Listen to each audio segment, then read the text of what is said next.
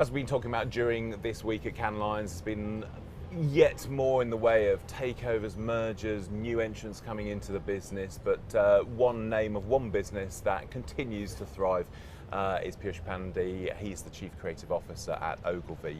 Kind of fairly new in post, so what's it like for you? I think it's extension of the game.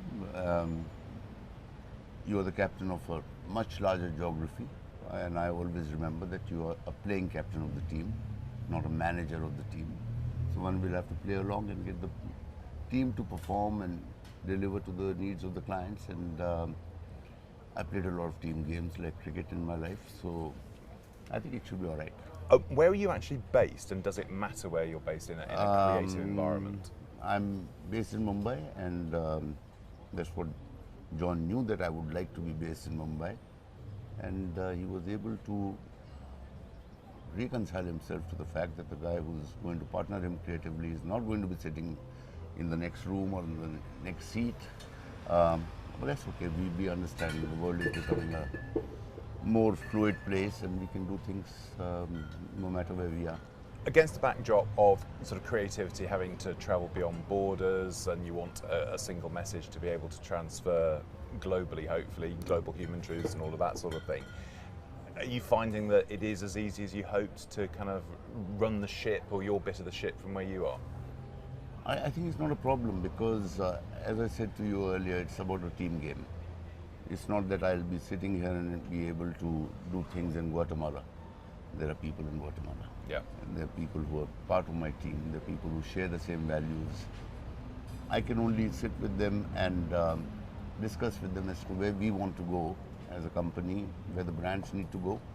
But where to take them, they will always know better than I do. As if somebody was sitting in New York, would have to consult people in India as to what happens in India. You can't run India from New York. Yeah. You can be a part of the team that believes and says, okay, I value your cultural needs and your markets. You mentioned about where brands need to go. Where do you think brands need to go? They need to go into the hearts of the consumers. And it's always been that, it'll always be that. You'll find different ways of taking it there. You'll find big data trying to help you as to who's thinking what. But end of the day, they can only take you up to there. Ideas will take you inside the heart. So I think that's the combination.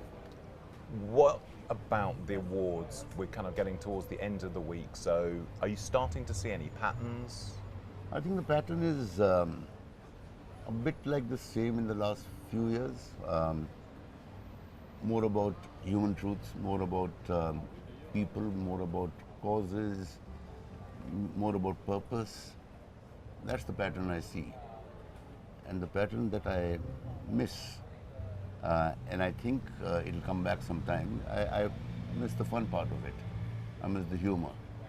And end of the day, I am a believer that a human being is a combination of several emotions, and one of them is a little bit of smile on the face, a little bit of laughter, a little bit of loving an ad and saying, I love that one, rather than always into a thinking process.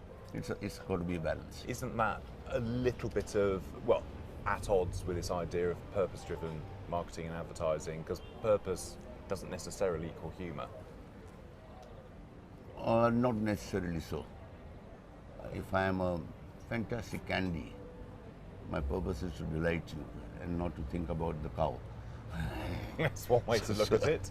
So there is a purpose where there is a purpose. If you try and put a purpose into things in a serious fashion, which are supposed to be joyful things, which are supposed to be indulgent things, then your purpose becomes different. So I think whenever we take purpose to be only serious stuff, I think we can make a mistake. The purpose of life is living. I would love to see you enjoy a drink somewhere and you are in a different mood, and at different times I would like you to be considerate about the society, about the environment, about things. Then your purpose is different. So there's not a single purpose. There are many purposes in an individual's life. I wish I had more time when I'm in Cannes for the drink. As far as the winners this week, they seem to be coming increasingly from a much broader geographical spread. Why do you think that is? First of all, let me tell you, I'm delighted that it is. happening that way. I think creativity is so need-based that places which have been deprived of the opportunity of playing in this game feel the hunger and the need for creativity a lot more. Now, it could be because of the kind of nations they come from. The nations have been not that developed, or it could be that your exposure to media was lesser, so the hunger is greater. And as we get more and more cultural nuances from around the world, I think we get a richer place together. And I am loving to see. First day I opened the shortlist and I saw some Bangladesh out there. And I'd never seen Bangladesh on the shortlist, and I felt so good about it. So I think we are getting richer, we're getting more democratic about recognizing ideas. So that's a very welcome thing, and I think when we live in a world where we have been around for a long time, we need that breath of fresh air, and it'll come from areas that you didn't hear of earlier. You're kind of at the top of the industry. What are you seeing happening still, and how much further in this transition in the industry do you think we have to go? Okay, I'll go back to, somebody asked me this question differently and said, what is the future of creativity? And I said, the future of creativity is actually exactly like the past of creativity. It will always be at the heart of some things. Things are changing now in terms of your ability to access more people in a more focused fashion, your ability to use data. I think the biggest challenge that the industry will face is to decide what to do with the data. And as I said to you earlier, that data can take me to you, it can't make me get into your heart. Yeah. And that's where creativity has been for centuries, and that's where it will be in the days to come. So I think with excessive information, we should not forget that end of the day we have to make use of that information and not be happy that I've got 10 kinds of informations with me. So what about at a corporate level, the way the big groups, the big networks, the independents, how are you seeing the industry changing there now? I think again it will be a combination of things. Collaboration will be a big thing, and networks will have the advantage of having a lot of companies which have specialized skills. So collaboration is important. But along with collaboration would be the issue of ownership and leadership, because creative ideas are owned. As David Ogilvy said in the past, that you don't see statues of committees in a park. So we'll have to figure out what is that balance between ownership and collaboration and make it work in a fashion so that you will have a captain of the team, but the team has to win. And you'll have to have people with different skills who come in, but there has to be belief in that set of people who work together to make something happen. And what about Ogilvy's role within WPP? WPP is continuing to restructure and change, Kantar being cleaved off. How far away are we seeing WPP from its final form and shape? I think wherever the need is, they would do those things. Right now there is no need that we see. Even WPP believes that Ogilvy has the resources, and Ogilvy has a creative legacy. So I guess our role would be on the creative angle a little more, and wherever there is a need that's felt, that maybe by combining something with one of the companies will benefit, but it's nowhere on the horizon right now. So only Mark Reed can answer that. Let's just talk about politics briefly and the role that advertising and marketing plays in it. We see what's going on in the States, we've seen what's been going on in India, we're seeing it going on all over Europe. What's your take on how marketers are getting political? I think marketing is getting political, or politics getting marketing. You tell me.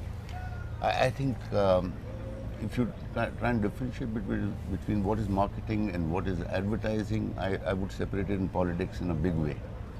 They do marketing through the 5 years of their tenure.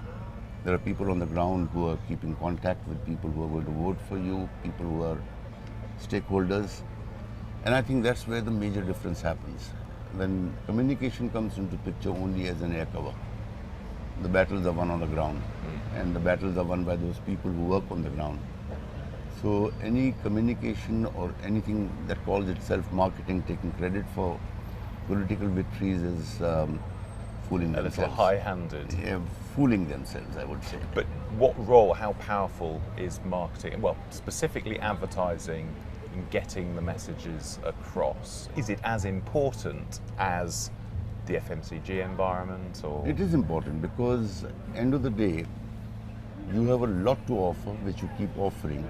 Somebody has to put it together in a smaller, pithier, more repeatable, more memorable fashion for you to empathize with it, for you to engage with it, for you to verbalize it to others.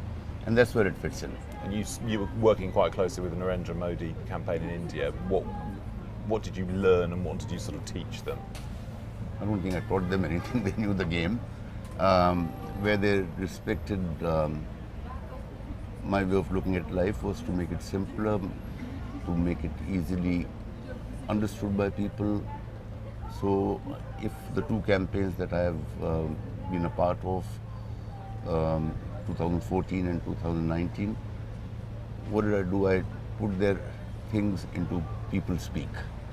I mean, I won't claim more credit than that. People speak, things that touch people. But the work is theirs. It's what they do on the ground. So I'm glad that I was a part of it and I was able to deliver to the extent that people repeat those lines even now. Even Trump was trying to repeat Modi's line of 2014. And so is Should have just reused that one. You could have saved yourself some money. I think he used that one and America is regretting it. Piyush, thank you very much. Thank you so much. Hi, I'm James Wright and thanks for watching Marketing Media Money. You can check out more of our videos by clicking on the boxes on the screen, and don't forget to subscribe to our channel for more from CNBC International. Thanks for watching.